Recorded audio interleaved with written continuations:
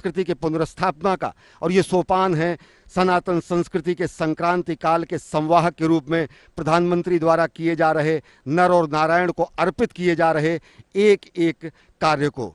अब प्रधानमंत्री नरेंद्र मोदी पहुंचे हैं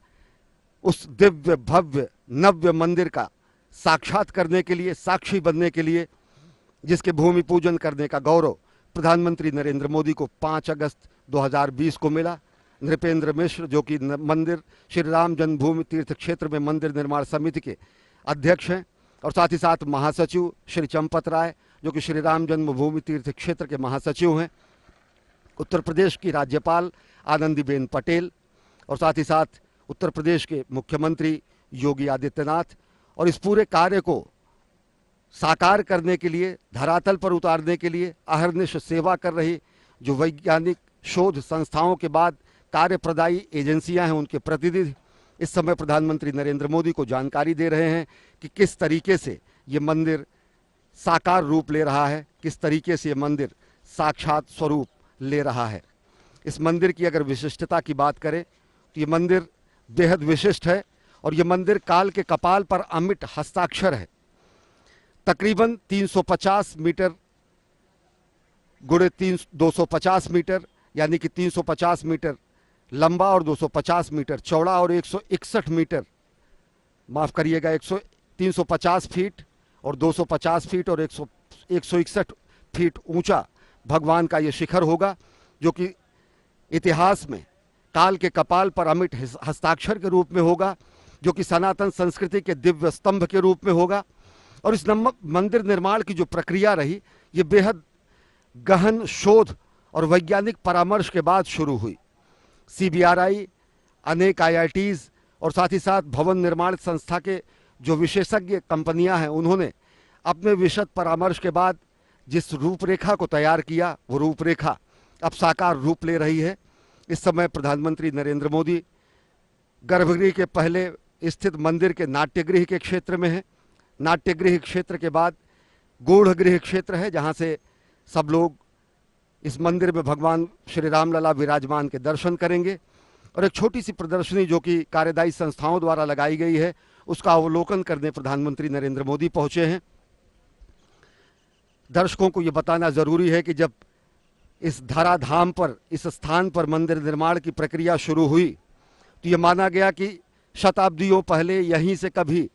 मां सरयू की धारा बहा करती थी। तो ऐसे में ये चुनौती आई कि मंदिर ऐसा निर्माण हो जो समय की शिला पर अमिट हस्ताक्षर हो, साथ ही साथ 1000 वर्षों तक यह अपनी पूर्ण संरचना में रहे। तो नीचे से जल की धारा कभी शताब्दियों वर्ष पूर्व होने की वजह से इस मंदिर को ऐसा आधार और आकार दिया जा रहा है जो कि अभेद्य है, और करीब 1000 वर्षों तक यह सनातन संस्कृति के दिव्य स्तंभ के रूप में स्थापित रहेगा।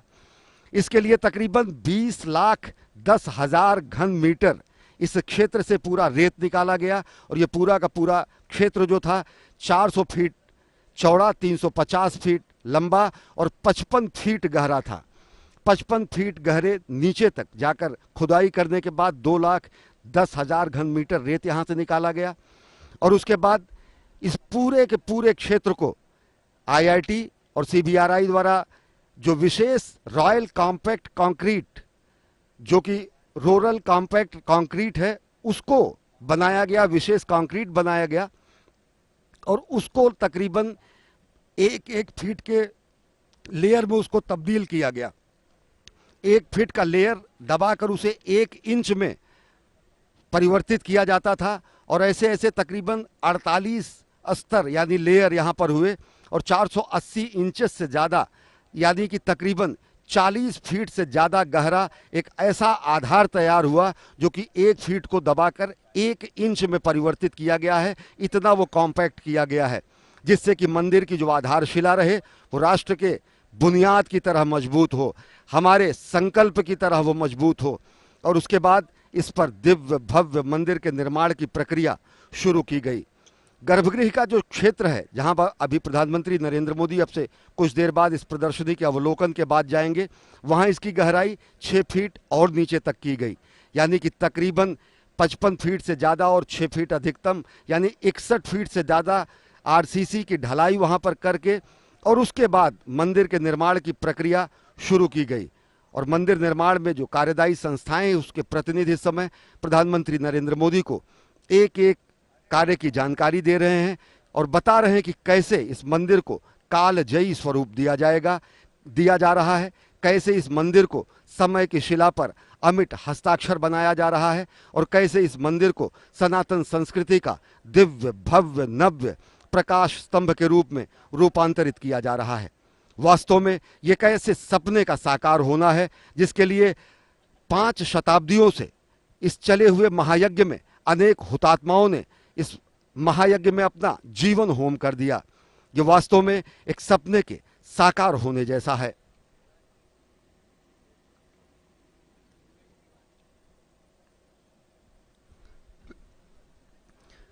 मंदिर निर्माण के इस पूरे क्षेत्र की अगर बात करें तो इस पूरे 61 फीट के आरसीसी की ढलाई के बाद इस मंदिर क्षेत्र में 5 फीट का 2 लेयर्स हैं और ऐसे ग्रेनाइट के प्लिंथ बनाए गए हैं। जिस अभी जो सीढ़ियां चढ़कर प्रधानमंत्री नरेंद्र मोदी आए वो ऊंचाई उन्हीं प्लिंथ की है और ये तकरीबन 5.5 गुणे 3.5 गुणे 2.5 फीट, यानी इनका वजन तकरीबन एक पत्थर का वजन 3.5 टन से ज़्यादा है। और इन पत्थरों को आपस में फंसाकर, जो कि प्राचीन काल के मंदिर के निर्माण में जो तकनीक स्थापित की जाती थी उसी आधार से पत्थरों को आपस में जोड़कर एक ऐसा प्लिंथ बनाया गया है जो वो ग्रेनाइट का प्लिंथ है और उसके ऊपर फिर भव्य दिव्य मंदिर का निर्माण हो रहा है। यानी कि तकरीबन 61 फीट का आधार स्तंभ कंक्रीट का आरसीसी और उसके ऊपर 21 फीट की ऊंचाई का प्लिंथ और फिर उस प्लिंथ के ऊपर इस समय, उस आधार के ऊपर इस समय प्रधानमंत्री नरेंद्र मोदी खड़े हैं, जहां पर अब भव्य दिव्य मंदिर का निर्माण चल रहा है। और अब जो मंदिर में निर्माण में पत्थर प्रयुक्त हो रहे हैं वो बंशी पहाड़पुर के गुलाबी पत्थर, लाल बलुआ पत्थर हैं, जो कि राजस्थान के भरतपुर जिले के बयाना से लाए जाते हैं। और इस समय कार्यदायी संस्थाओं के प्रतिनिधि प्रधानमंत्री नरेंद्र मोदी को विस्तार से बता रहे हैं कि कैसे इस मंदिर को समय की शिला पर अमिट हस्ताक्षर के रूप में, इतिहास में एक अमर गाथा के रूप में, सनातन संस्कृति के प्रकाश स्तंभ के रूप में और साथ ही साथ भारत और भारतीयता के गौरव के रूप में स्थापित किया जा रहा है। और सही मायने में ये कार्यांजलि है, श्रद्धांजलि है ऐसे अनेक वीर हुतात्माओं को जिन्होंने इस मंदिर निर्माण के महायज्ञ में अपने जीवन को होम कर दिया, जिन्होंने बलिदान कर दिया अपनी पीढ़ियों को। और ये कई 5 शताब्दियों से अनेकानेक पीढ़ियों के सपनों के साकार होने का दिन है और उन सपनों को साकार होने का साक्षात अनुभव समूचा राष्ट्र कर रहा है। संस्कृति के संवाहक, भारत भारतीयता के ध्वजवाहक और साथ ही साथ प्रधानमंत्री जननायक के रूप में इस समय देख रहे हैं। और जो मंदिर निर्माण की अभी मैं जिसकी चर्चा कर रहा था कि जिस तरीके से हमारे प्राचीन काल में मंदिरों में पत्थरों को आपस में दूसरे पत्थरों को जोड़ने के लिए बीच में एक वृत्त बनाकर और पत्थरों से ही उनको जोड़ दिया जाता था। कहीं भी इस पूरे मंदिर में सीमेंट का इस्तेमाल नहीं हो रहा है और पत्थरों को पत्थरों से ही जोड़ा जा रहा है। आप देख सकते हैं कि किस तरीके से उस छोटे से पत्थर में दूसरे शिलाखंड को फंसाया गया है। और इसका सबसे बड़ा लाभ ये होता है कि भूकंप आने की कैसी भी स्थिति में, किसी भी कंपन और दोलन की स्थिति में ये पत्थर एक दूसरे से हटते नहीं हैं और जो निर्माण कार्य है वह अहर्निश और निरंतर चिरस्थायी रूप में विद्यमान रहता है। ऐसे मंदिरों का निर्माण, ऐसी तकनीक का निर्माण शताब्दियों पहले दक्षिण भारत के मंदिरों में, उत्तर भारत के मंदिरों में विशद रूप से की गई और जिससे पत्थरों को पत्थरों से ही जोड़ा गया है और जिसमें कंक्रीट या लोहे का कहीं भी किसी तरीके का इस्तेमाल नहीं किया गया है। रामशिलाओं का पूजन का वो दिन भी भारत भारतीयता के लोगों को याद होगा, भारतवासियों को याद होगा, जब रामशिला पूजन और राष्ट्र निर्माण के, राष्ट्र मंदिर के इस निर्माण का आंदोलन चला था, जिसमें सहगामी थे प्रधानमंत्री नरेंद्र मोदी, तत्कालीन भाजपा के वरिष्ठ नेता लाल कृष्ण आडवाणी जी के साथ। सोमनाथ से अयोध्या की उस यात्रा के भी आप सहभागी रहे और साथ ही साथ आपको गौरव हासिल हुआ आज यहाँ 5 अगस्त 2020 को इस स्थान पर, पवित्र स्थान पर भूमि पूजन का और राष्ट्र की तरफ से राष्ट्र को एक कार्यांजलि प्रस्तुत करने का, एक ऐसे स्वप्न को साकार करने का भी आपको गौरव प्राप्त हो रहा है। और उसी स्वप्न को साकार होता देख रहे हैं प्रधानमंत्री नरेंद्र मोदी कि किस तरीके से दिव्य भव्य नव्य सनातन संस्कृति के दिव्य प्रकाश स्तंभ का निर्माण किया जा रहा है। अगर देखें तो आधुनिक अयोध्या, अलौकिक अयोध्या, आध्यात्मिक अयोध्या, इसके भी निर्माण की प्रक्रिया सतत जारी है, अहर्निश जारी है। अयोध्या की आत्मा को समेटकर, मूल आत्मा को सजोकर आधुनिकता के कलेवर में चिर पुरातन नित नूतन अयोध्या के निर्माण का कार्य जारी है। और ये कैसा निर्माण का कार्य है, ये कैसा कायांतरण का कार्य है, ये कैसा रूपांतरण का कार्य है जो अयोध्या की गरिमा और महिमा के अनुरूप हो रहा है। प्रधानमंत्री नरेंद्र मोदी इस समय अवलोकन कर रहे हैं समूचे मंदिर परिसर का, समूचे हो रहे निर्माण कार्यों का। अभी जहां प्रधानमंत्री नरेंद्र मोदी हैं, इससे आगे गर्भगृह का वो क्षेत्र है जहां पर भगवान श्री राम लला विराजमान होंगे, जो भगवान श्री राम का जन्म स्थान है, जो भगवान श्री राम के जन्म स्थान के लिए किए गए महायज्ञ के महासंकल्प की सिद्धि का स्थान है, जो अनेकानेक पुण्यात्माओं, हुतात्माओं के लिए एक ऐसा बलिदान का स्थान है जिसके लिए भारत भारतीयता और सनातन संस्कृति ने अपने गुलामी के जंजीरों को तोड़ते हुए, गुलामी के प्रतीकों को तोड़ते हुए अपनी सनातन संस्कृति की पुनर्स्थापना की। इस समय प्रधानमंत्री नरेंद्र मोदी विशेषज्ञों से बात करके, उनसे जानकारी हासिल करके मंदिर निर्माण की प्रक्रिया में जो अन्य आवश्यक चीजें हैं उनको भी समझ रहे हैं और उनको समझा रहे हैं। ये बताना आवश्यक है क्योंकि इस तरीके के जो भी विशद दिव्य भव्य निर्माण होते हैं, चाहे वो केदारपुरी का निर्माण हो, चाहे वो काशी कॉरिडोर के विश्वनाथ धाम का निर्माण हो, या फिर भगवान श्री राम के दिव्य भव्य मंदिर का निर्माण हो, प्रधानमंत्री कार्यालय द्वारा इन सभी निर्माण कार्यों की विशद समीक्षा की जाती है और दिशा निर्देश जारी किए जाते हैं, जिससे कि इस मंदिर को आध्यात्मिकता के साथ साथ आधुनिकता के स्तंभ के रूप में भी स्थापित किया जा सके। ये मंदिर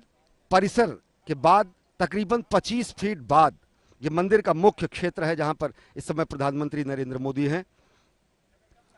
और प्रधानमंत्री नरेंद्र मोदी इस समय अग्रसर हो रहे हैं भगवान श्री राम लला विराजमान के भावी मंदिर के गर्भगृह की तरफ। परंपरा के अनुसार, श्रद्धा के अनुसार वो इस समय प्रधानमंत्री नरेंद्र मोदी पहुंच रहे हैं गर्भगृह की तरफ। हस्त प्रक्षालन और अपनी पादुका को से निवृत्ति पाने के बाद इस समय एक बार फिर भावी दिव्य भव्य धाम के गर्भगृह की तरफ अग्रसर हैं प्रधानमंत्री नरेंद्र मोदी। और यह पूरा का पूरा जो मंदिर है वो बंशी पहाड़पुर के गुलाबी लाल बलुआ पत्थरों द्वारा निर्मित किया जाएगा। तो गर्भगृह का जो निर्माण है वो सफ़ेद संगमरमर द्वारा किया जाएगा। और गर्भगृह के जो स्तंभ हैं, जो गर्भगृह के जो पिलर्स हैं, जो गर्भगृह का जो स्वरूप है वो बेहद विशिष्ट है। और साथ ही साथ इसके पीछे का जो क्षेत्र है, दर्शनार्थी श्रद्धालु राम भक्त वहाँ से भगवान श्री राम लला विराजमान के दर्शन कर पाएंगे। और ये मंदिर निर्माण का जो काम शुरू हुआ तो अनेक चुनौतियां भी थी, पर्यावरणीय चुनौतियां, जो बंशी पहाड़पुर से पत्थर लाने की जो प्रक्रिया थी उसको भी सरल करते हुए, पर्यावरण संरक्षण के मूल्यों को संरक्षित करते हुए, लेकिन वहाँ से पत्थरों की आपूर्ति सुनिश्चित करने का भी कार्य प्रधानमंत्री कार्यालय द्वारा समयबद्ध तरीके से किया गया। और जो भी इस समय आप देख रहे हैं कि जो मंदिरों के स्तंभ हैं, जो मंदिरों के जो स्वरूप हैं, जो उन पर पच्चीकारी और जिस तरीके का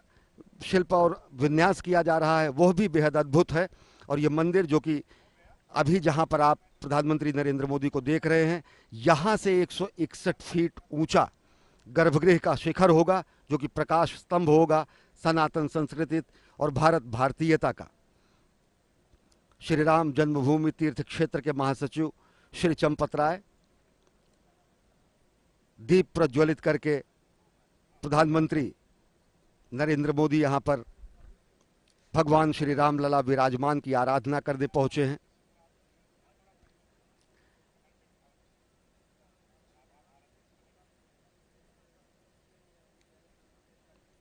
प्रधानमंत्री नरेंद्र मोदी सौभाग्यशाली हैं क्योंकि भूमि पूजन का भी उन्हें सौभाग्य मिला और इस दिव्य भव्य मंदिर का साक्षात दर्शन करने पहुंचे हैं कि किस तरीके से संकल्प की सिद्धि हो रही है और किस तरीके से इस समय भव्य राष्ट्र निर्माण के साथ भव्य मंदिर निर्माण की भी प्रक्रिया जारी है।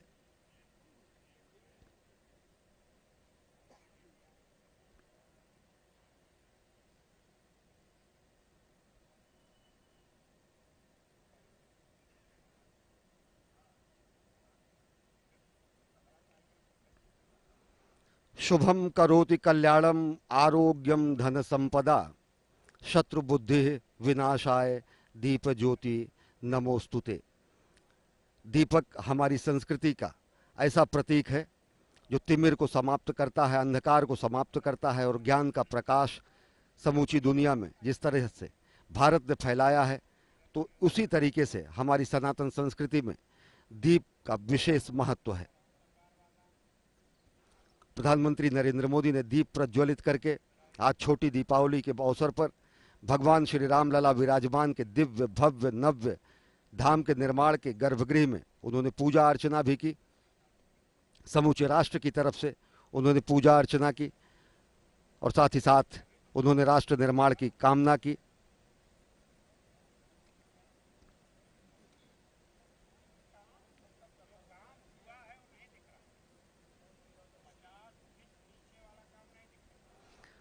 प्रधानमंत्री नरेंद्र मोदी जब राष्ट्र निर्माण की कामना करते हैं तो वो समूचे राष्ट्र का आह्वान करते हैं, युवाओं का आह्वान करते हैं, श्रमजीवियों का आह्वान करते हैं, कर्मजीवियों का आह्वान करते हैं कि लोग राष्ट्र निर्माण में जुटे। शत शत दीप इकट्ठे होंगे अपनी अपनी चमक लिए, अपने अपने त्याग तपस्या श्रम संयम की दमक लिए। निश्चित तौर से एक दीप जलाने की परंपरा एक व्यक्ति द्वारा की जाए और अगर इसी परंपरा को हर व्यक्ति द्वारा बढ़ाया जाए तो कहीं भी अंधेरा नहीं रहे, कहीं भी तिमिर न रहे, कहीं भी अंधकार न रहे। और जो हमने संकल्पना, जो हमारा मंत्र है कि अस्तो माँ सद्गमय तमसो माँ ज्योतिर्गमय मृत्योर माँ अमृतम गमय, यानी कि हम असत से सत की ओर चलें और मृत्यु से अमरता की ओर चले, अज्ञानता से ज्ञान की ओर चले। और सबसे बड़ी बात यह कि हम राष्ट्र निर्माण में प्राण प्रण से जुट जाएं।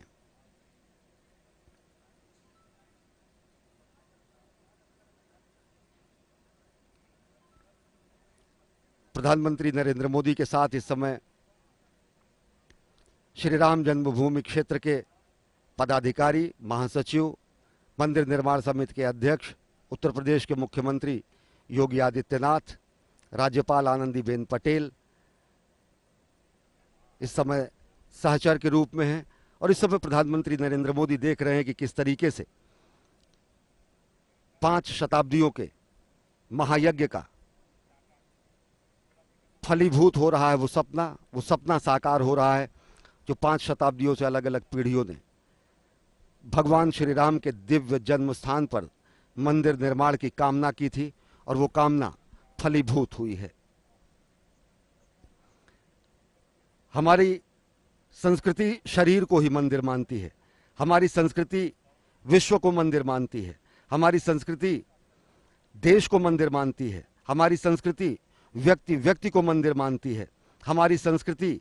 देश की माटी को चंदन मानती है। हमारी ही संस्कृति कहती है चंदन है इस देश की माटी, तपोभूमि हर ग्राम है, हर बाला देवी की प्रतिमा,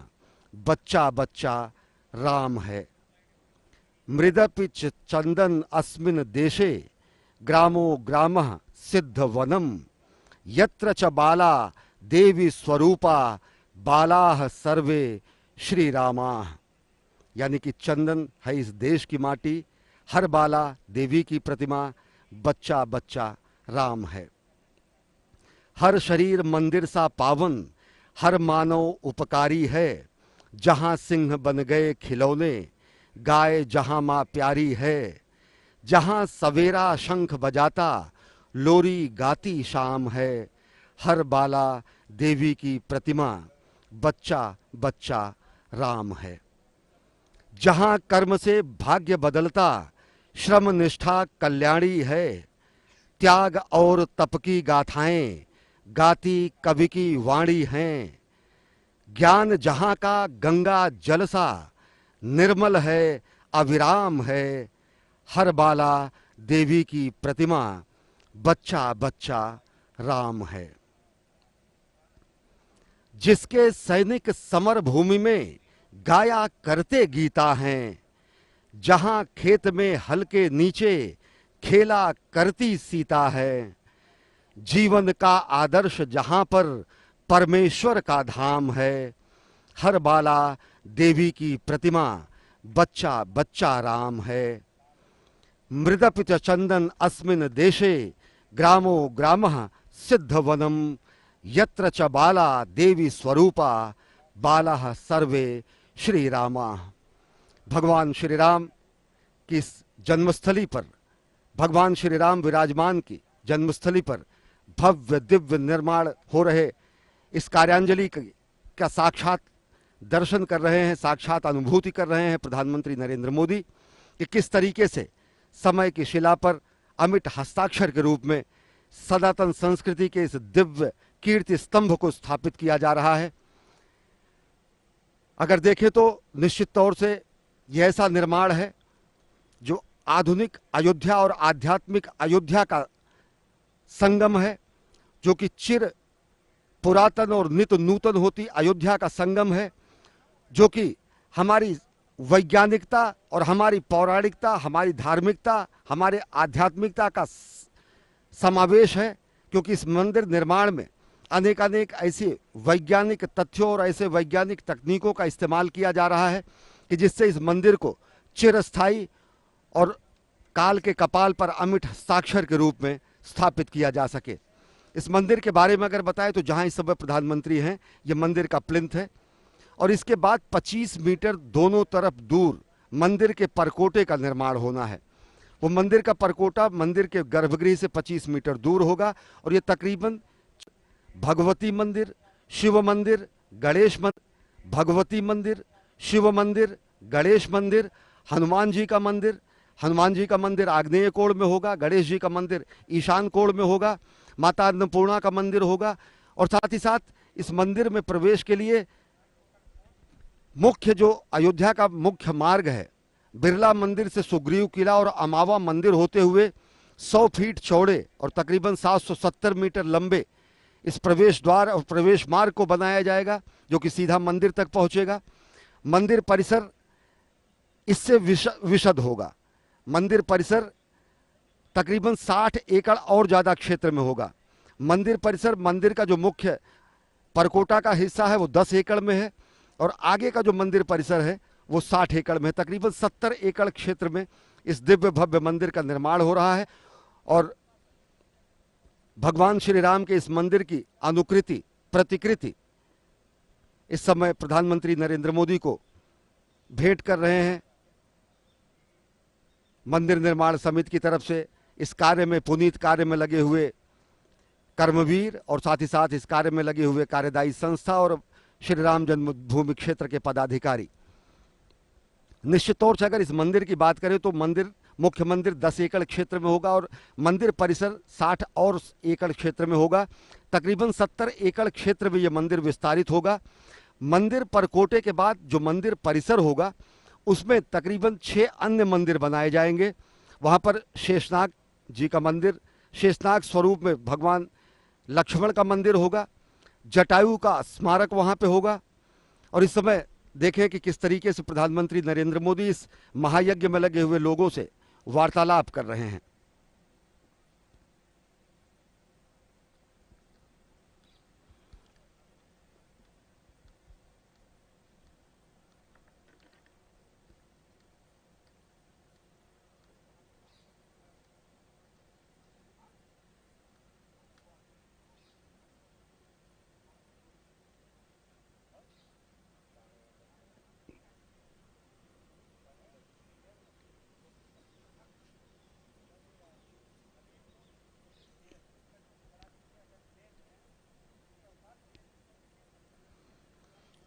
प्रधानमंत्री नरेंद्र मोदी का ये विलक्षण स्वभाव है कि वो जहां भी इस तरीके के निर्माण कार्य में लगे हुए व्यक्ति होते हैं उनसे उनके अनुभव पूछते हैं, उनको प्रेरित करते हैं। देख रहे हैं कि किस तरीके से नवयुवक हमारे अभियांत्रिकी से जुड़े हुए नौजवान, हमारे युवा इस पुनीत कार्य को संपादित कर रहे हैं, इस पुनीत कार्य में अपना अंशदान कर रहे हैं। और जब इस तरीके का संवाद होता है जननायक के द्वारा, राष्ट्रनायक द्वारा, तो एक ऊर्जा का संचार होता है इस कार्य में लगे हुए व्यक्तियों की, इस कार्य में लगे हुए युवाओं की, इस कार्य में लगे हुए अभियांत्रिकी और इंजीनियरिंग से जुड़े हुए व्यक्तियों की, इस कार्य में लगे हुए श्रमजीवियों को। और इस समय प्रधानमंत्री नरेंद्र मोदी अभिवादन भी कर रहे हैं उनके श्रम को सम्मान देते हुए। जो हमारी श्रमेव जयते की परंपरा है, जो हमारी श्रमेव जयते की, श्रम को सम्मान करने की हमारी परंपरा है, उसको निभा रहे हैं और साथ ही साथ उत्साहित कर रहे हैं, ऊर्जस्वित कर रहे हैं, उनके अनुभव साझा कर रहे हैं, अपने अनुभव खुद उनको बता रहे हैं। और ये जब इस तरीके का दोहरा संवाद होता है, इसे लोग अपने जीवन पर्यंत भूलते ही नहीं है। और साथ ही साथ ये उनके लिए एक सुखद अनुभव होता है कि कैसे जननायक जनसामान्य के रूप में उनके साथ बैठकर, उनसे मिलकर, उनसे अपने अनुभव साझा कर, उनके विचारों को जानकर और आगे की नीति निर्माण को करता है, आगे के कार्य संपादन को सुनिश्चित करने की प्रेरणा भी देते हैं और साथ ही साथ संवाद करते हैं।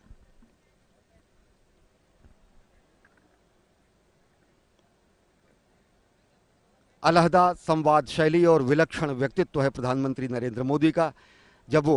किसी भी विशेष कार्य में लगे हुए लोगों से, चाहे वो इंजीनियर हो, चाहे वो